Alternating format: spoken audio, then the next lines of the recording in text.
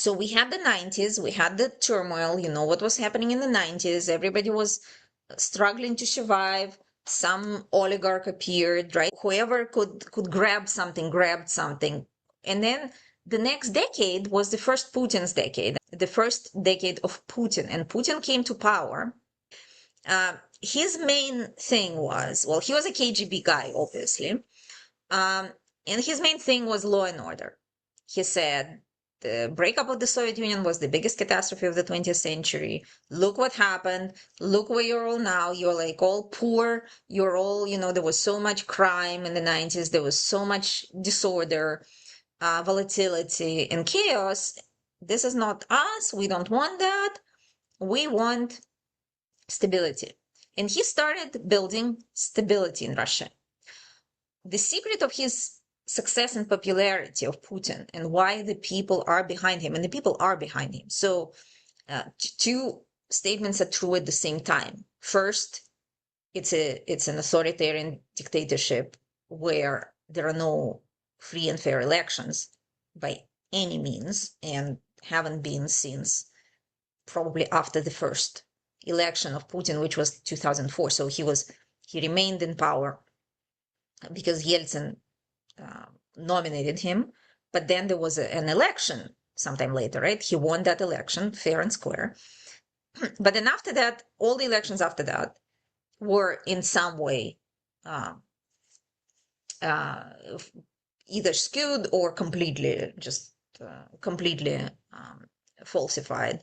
And he got rid of all the opposition eventually, and he deliberately worked toward making it impossible to run against him, imprisoning his opponents, doing whatever he could to not relinquish power.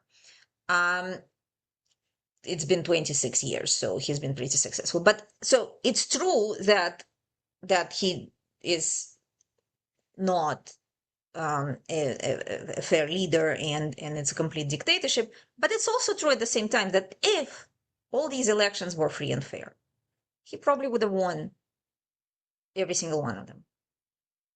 Now, in the fake elections, his support is like, he likes those numbers, like 90% or something, 86%, of people. The reality is, in my estimation, would be more like 60%, but it's still a very overwhelming majority. And the secret of that, with all the wars and all the repressions and all of that, is because he delivered on that promise of stability.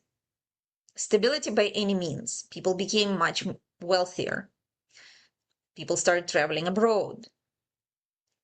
They could afford buying apartments, mortgages, all of these kind of Western, comforts that we take for granted here, they never existed there before. Multiplied by affordable healthcare. So you have a free universal healthcare, which is of course, inheritance of the Soviet Union. You also have private medicine if you want. If you have money, go pay and like have better service or something. So best of all the worlds, right? Pretty low taxes, a lot of accessible, affordable stuff, public transportation. The subway that they like to brag about being the best subway in the world, whatever. I don't know what the best subway in the world means, but it's definitely cleaner than New York and is more on time than New York subway. Let me tell you that. Now, I don't want to say that it's the best in the world because obviously a lot of countries have better subway than New York. That's not a big fit, But a lot of that, especially if you talk about Moscow, right?